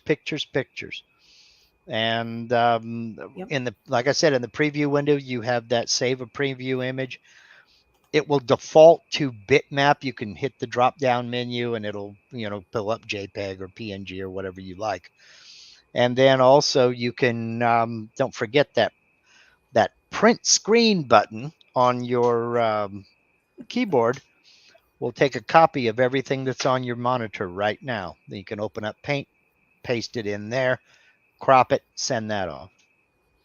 Yep. So I just keep, for mine, I do, like Mark said, pictures, and videos are worth 1,000 words. So if you're using a particular type of wood that maybe has a lot of grain and you're going to be doing a lot of like words and, maybe like, let's just say like I don't know why I'm thinking of this, but like the 10 Commandments. I've seen a lot of people that use a lot of like dark wood with a lot of grain because the grain's really pretty. Like people love using those exotic woods, but then they want this type of product on it. And you have to be the one to say, this is not going to look good. This is not a good combination for this. Right. And so maybe do something like you could do a small piece and a small sample of it, because what I've run into in my years of doing work for a lot of different people is the saying the customer is always right is not always right in this type of a situation, because they're not going to know what it's going to look like. You know, in your brain, because most of us that are creators, we're visionaries, so we can see what things are going to look like. And sometimes you just have to go like, you know, here, this is really what this is going to look like. And they kind of go, oh, and then they start to kind of listen to you a little bit more. So videos are great. I always tell my customers, I always say, look, I try to be 100% transparent with you. You asked me for my opinion. So this is my professional opinion in my experience. I like to put that in there as well. In my experience, this is what this is going to look like. And I don't know that you will be happy with the result. So that can eliminate a lot of issues right up front. If you can see issues coming down the pike, tell them, be honest with them. Because if you're honest, your story's never going to change. It's always going to stay the same. Truth. So, you know, there's a lot of that. And then try to keep a very open line of communication with your whoever's purchasing what they're doing. And if you do happen to need to make a change because of material or supply issues, tell them. Don't try to hide that from them or make up excuses about delays. Just, this is what's happened. I have found some really good alternatives. These are your options. Please let me know what you would like. If you would like my opinion, I will give that to you, and let them know. But then also, you also have to remember that you don't have to like it. They do. And I say that as a guy who in a former life as an upholsterer, upholstered a car in pink camouflage. I didn't have to like it. She loved it. Right. You know, but yes, that's exactly my point. Yes. But make sure when you're working with these type of mediums like wood, or people want outdoor signs and they're like, well, I want epoxy in it. Sorry, grasshopper, that's not going to work. Yep. I can make it for you and I will be happy to charge you for it. But in about 6 months, when it's summertime and it's faded and it looks like dirt, you're not going to be very happy with it. But I'm just letting you know, I like to be transparent. Mm-hmm. Gotta love people. They know what they want, but they don't know what they need. Yeah. Good way to put it. Yeah. Yeah. Excellent way of putting it. Yeah. So, but I will be really honest. Most of the clients that I work with are absolutely fantastic. Like right now, I have an incredible opportunity to make a big outdoor sign. We're using HDPE. We're using acrylic. We've got all this different kind of bonding glue to put everything together. And I showed her the preview and I said, I know this is not your like exact logo, because what's going to happen is I want the acrylic to be inset inside the HDPE. So it's completely sealed off 100%. But her gold rim around her logo is on the outside. But I said, here's my honest opinion. I said, I'm really nervous that over time with the rain and snow and the sun, that if the acrylic is on the outside, there's a chance that some of that moisture and whatever else could get on the inside of it. And then it may show some signs of wear sooner than what we would want. So I said, I've come up with an alternative solution. You let me know if you like this. I presented the idea of giving it just a black ring on the outside and insetting that gold a little bit so the acrylic would be mounted fully encased inside the HDPE. And she was like, yeah, looks great. I love it. And I was like, yeah, you sure it was HDPE? Yes. Okay, because nothing sticks to HDPE. Maybe it was high density urethane, maybe HDU. Nope. Okay. No, I know I did a lot of research and I think it was, hang on. I have it right here. I have my list of things I wrote down on it. Hold on. Nope, I wrote down HDPE. Okay. Okay, well, I just wrote glue. Okay. But I know you can. I know one product I did find. It was like M6, not 6,000. I knew you were going to ask me that. Didn't know there'd be a quiz, did you? I did. No. Let me see if I can find it. Because I know I did. I scoured the internet and I read like a crap ton of articles because literally it said nothing sticks to it except for, it was like a cement. Like you could buy it and it Okay. said it was Well, I'm not doubting you. I just was that because I was like, you're wait a minute, fine. nothing 6 to 8. So it's called Bostic Titan Bond Plus. Is great for bonding glass pieces with acrylic. It says it works with the polypropylene, ABS, HIPS, and PETG plastics can be bonded using this because it's a thermoplastic adhesive such as Acrobond 120. Okay. I don't know. Okay. Sounds very intense. Yeah, it does. Well, there's a lot of adhesives out there that's not available to the general public. Believe me. Yes. So yeah. So I was impressed with what I found. But this company I did talk to, and they did agree, and they said yes, this will stick to HDPE. And I'm like, oh, gold mine. Yep. So. Well, if they haven't called you back to say it's failed, you must be doing all right. Right. That's the hope anyway. All right. Are we ready for another question? Sure. I am. I'm ready for anything. All right. You always are. He says, doing a tree of life with mom and dad with anniversary plus add-on when kiddos were born. Trees will have leaves. How would you epoxy in green for leaves, brown with trunk, and branches?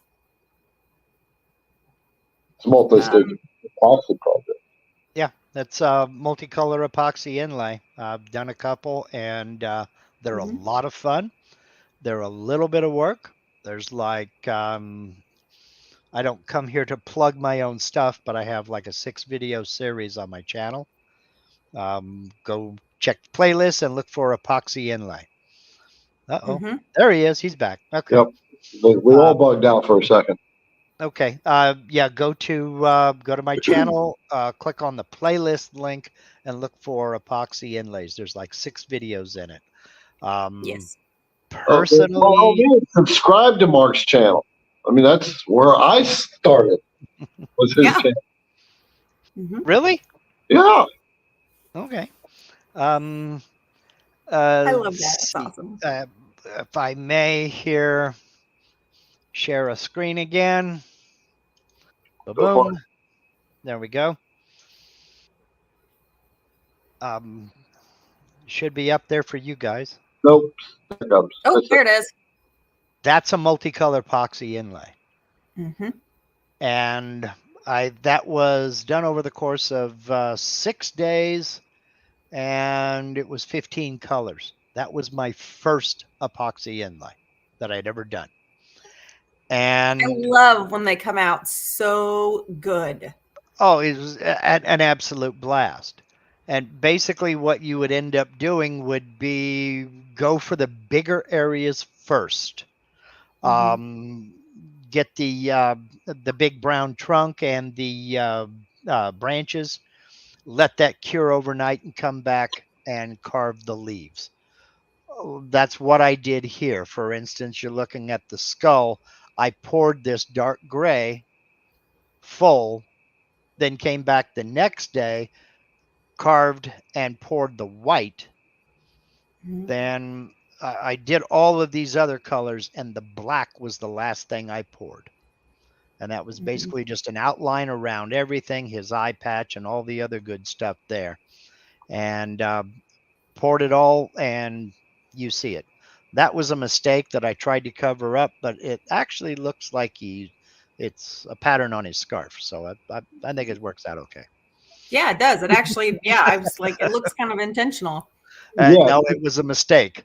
What I did was a little bit of this as I was finished pouring this, it dribbled in here, and I'm like, oh no. And it was starting to get, I didn't notice it, and it was starting to gel up. And but then I Yeah. looked at it when it was done. I was like, oh, that's cool. So Yeah. No, You know, I mean, things like that, you don't realize how much thought has to go into planning that. that's why it's 6 videos, because I think the first 4 were on drawing all the vectors, and then you have to offset the vectors. Like it's, well, let me stop sharing. It's kind of weird, and I explain this in the videos. If you're carving down into a piece, then pouring epoxy, then you got 2 things side by side. You're using V-bits. So you've got one pocket over here, you've got one pocket over there, then you've got a ridge in the middle that's sticking up. So you need to overlap those ridges to reduce the height of that ridge. Otherwise, sure enough, you're either going to surface or sand down into it and either have wood, a stripe of wood, or a stripe of the other epoxy showing through. I explain it all in the video series, but fair warning, if you've never done one, you can stop now and have no regrets, but it is addictive as heck. oh yeah. And it can get expensive real fast. Real fast. I'm here to Kate's shout. look at Kate. Kate's quite good at the epoxy. Like those. Present. Yep. Now, okay, so I have to. I'm going to challenge you, Mr. Mark Lindsay. Uh-oh. I have never done V-carving in my epoxy inlays. Never. I always do. Nope, never. Either a 15-degree or a 30-degree V-bit. Now, I could see that for certain things, but like this wrestler thing that I did, I use all end mills. I think I used an 1/8 inch end mill and my 1/16 inch end mill. Now the trick, what I do is, so like, I'll pull it up here I'll just grab it again real quick. But like, all right, let's just talk about this for a hot second since you popped your pirate picture up here. All so right. the green, I went in with my hog, cleared it all out. That's at 1/4 inch thick, right? Yeah. And then I came back in with my 1/8, and I had to make sure, that I offset from the outside to here, did my 1/8 inch rim, did those, poured those, because I don't know if you can tell, but this is actually like a white, it's like a white crystally color, and the rings are actually gray. Okay. And then when I did the wrestlers, okay, so let me back up. So the rings, so the green is the 0.25, the gray is like, I think 1/8 inch down.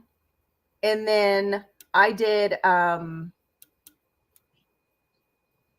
trying to think. Okay, so I carved the wrestlers just a little bit further. I think I carved them at like 1.28, just a little bit further, because I didn't want the gray to be like, if I didn't want to over pour this, but I will tell you, I didn't do any sanding. This is literally like poured and cured.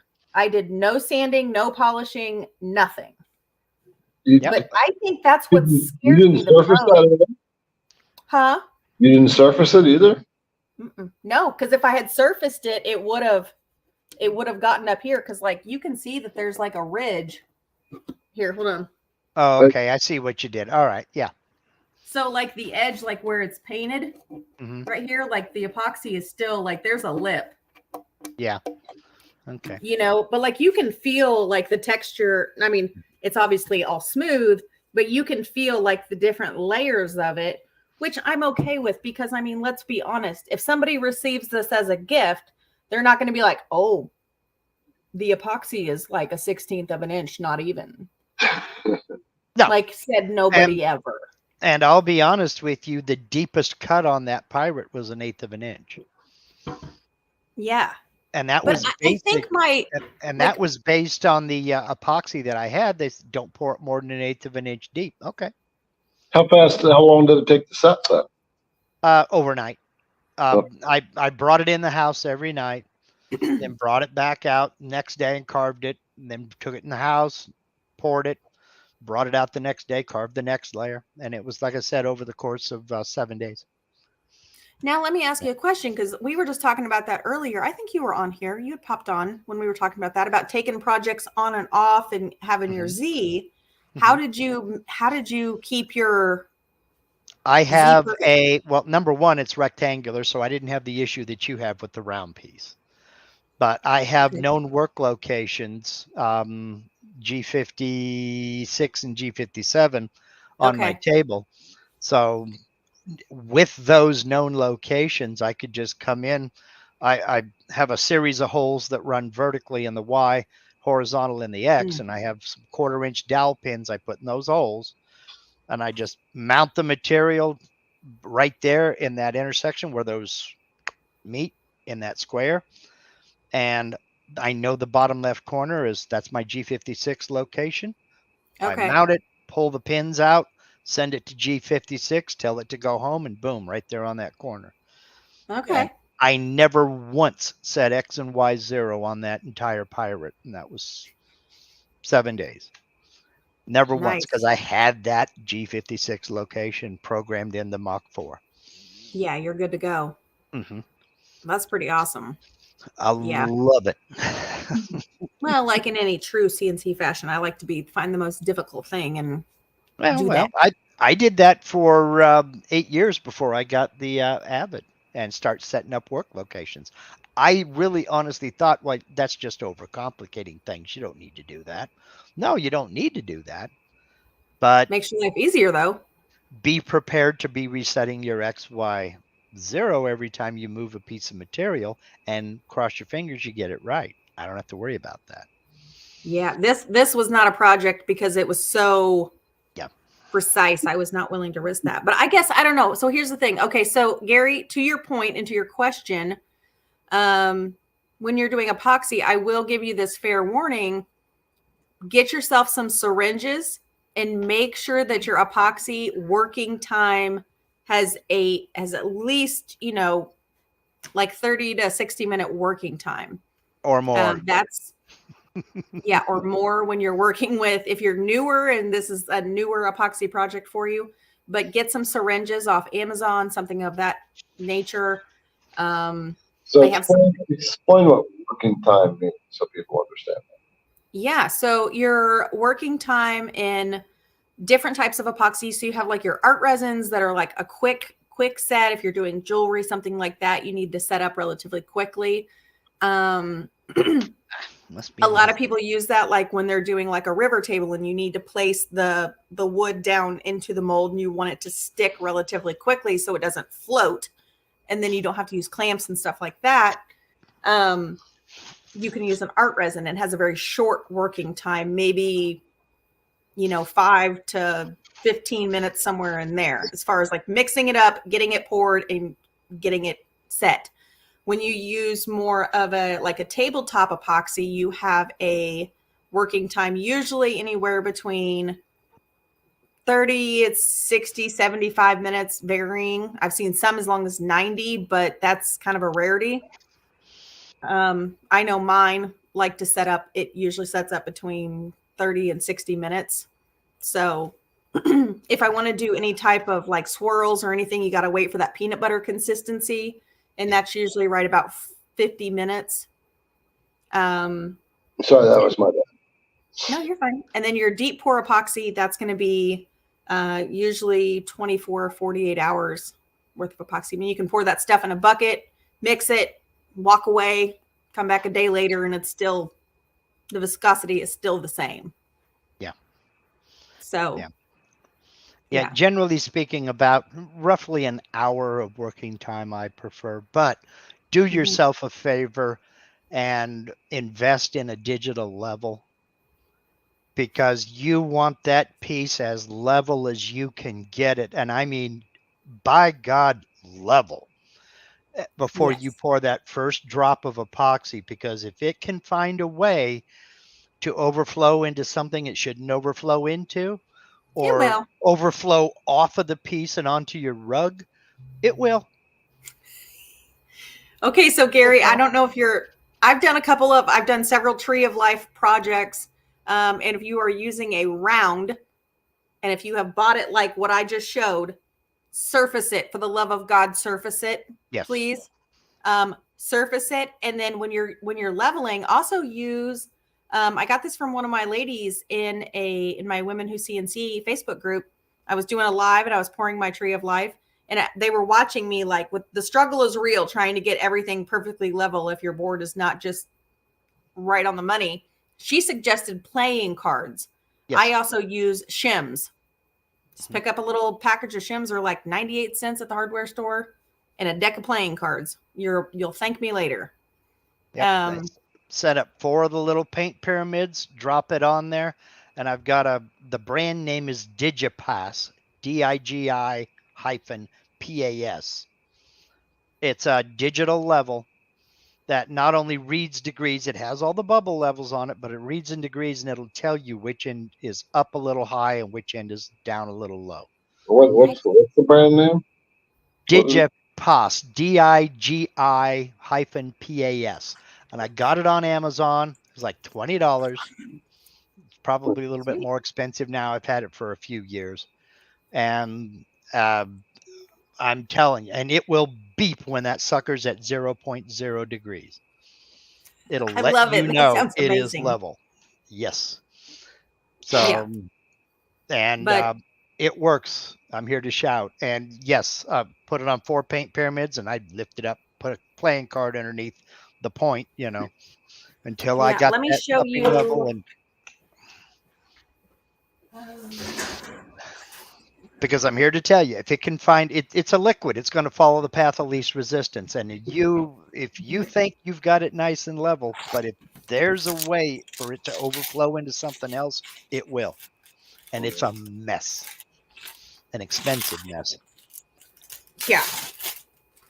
Yeah, absolutely. Okay, so this is where I buy these on Amazon, and this is a 20 milliliter plastic syringe. Looks just like this, and it has a little cap on it, which is kind of handy, like while you're, if you need to pause for a minute while you're pouring, just take this off. But it has this nice wide tip for where, because if you get them too small, then basically what happens is that epoxy hardens up in the tube, and then it just, like, trying to plunge it out, it just gets stuck, and it's a nightmare.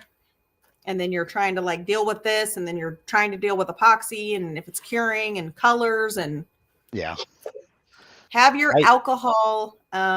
Get some, like, blue shop towels. This is what I have mine in.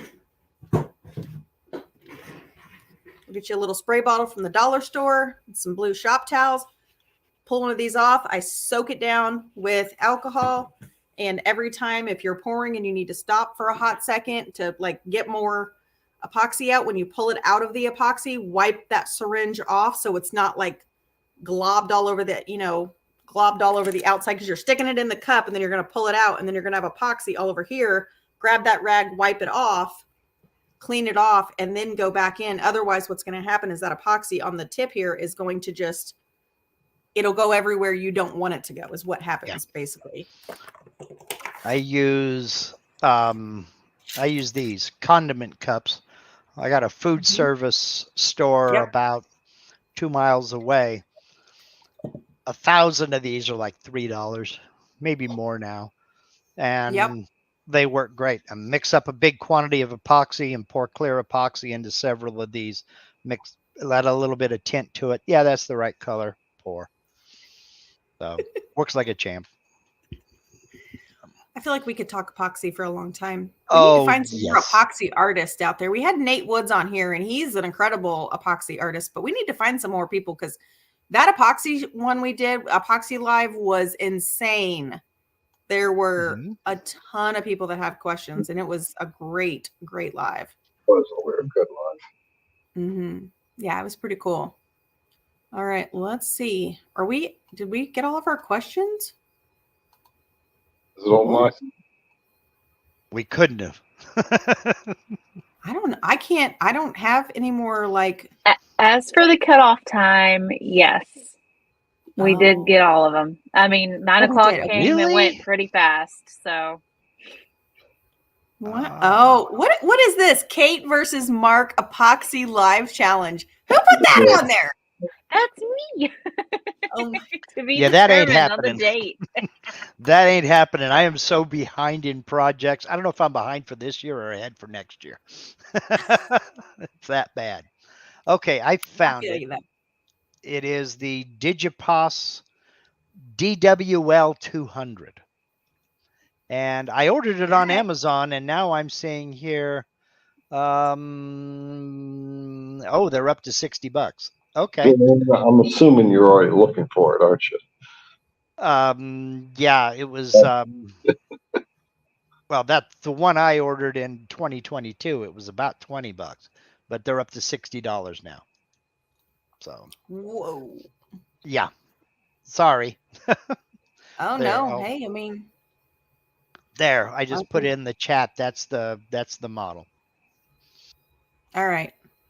So Very cool. they are on Amazon. But the thing is, you wouldn't think something like that would excite me, but it's just a little torpedo level, but brother, it works. Yeah. Yeah. I got a couple little Milwaukee levels and they're pretty handy to have. Yep. So, oh, well, let's see. Oh my gosh, I can't believe it. What are we doing? We are almost at the top of our second hour. We have about 4 minutes before our 2-hour mark. We are done with questions. We have yacked and yacked. Can I tag something else on? Add something else on here at the end? There was a question earlier about how to support Garrett, give Garrett credit through Amazon. Are you an Amazon affiliate, Garrett?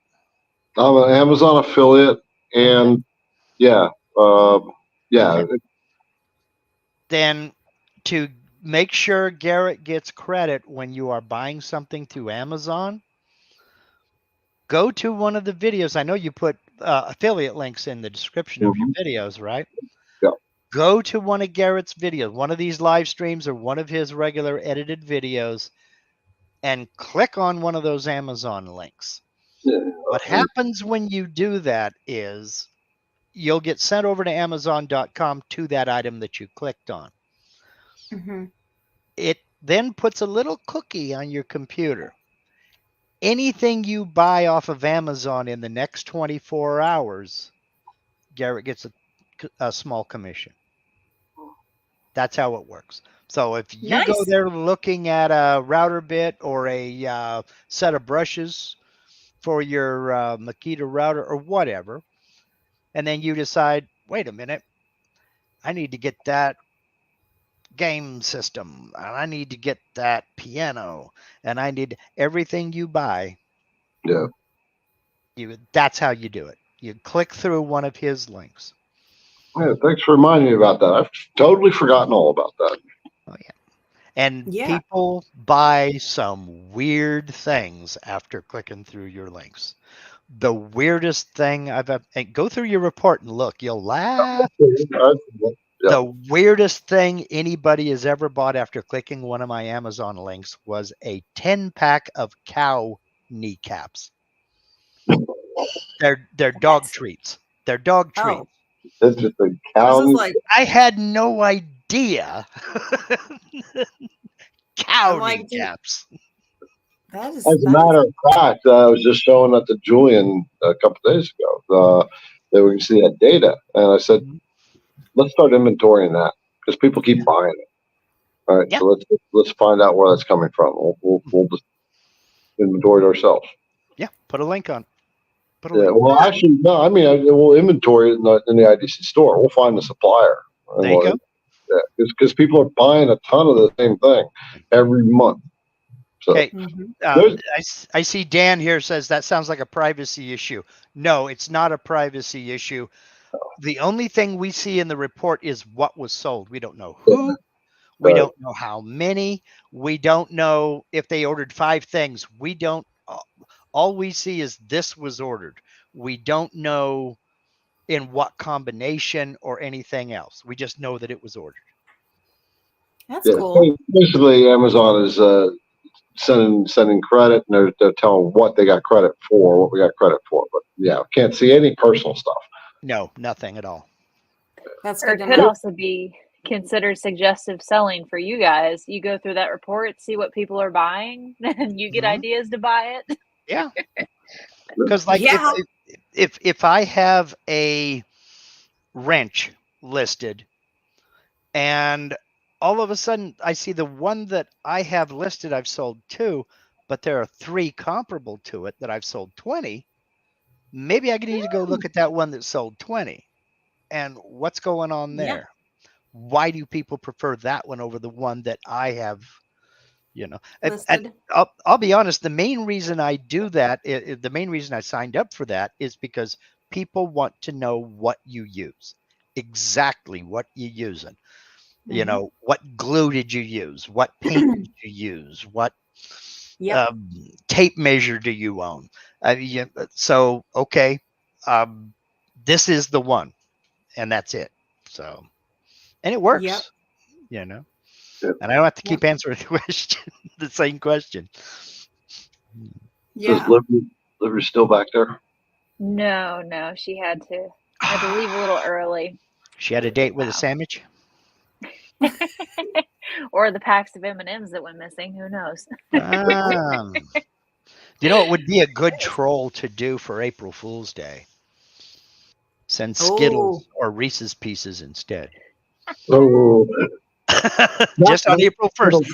Skittles are like eating candy on steroids. Skittles are, the girl, I don't like them. They're too sweet. There's a Yeah. question Have here. you ever had the air dried Skittles? Now, those are good What? because kids with braces can't have, sticky things because it'll pull the brackets off. And coming from a mom who has 2 kids in braces, we've ordered a lot of candy from TikTok shop and it's air dried. Everything's it's the new Oh, wow. rave thing.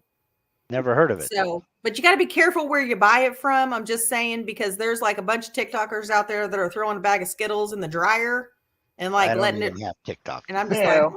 I think we're going to need to check and make sure that like they are following some food guidelines here. Well, it's air That's- dried. Hey, there's Sounds like April Fool stuff.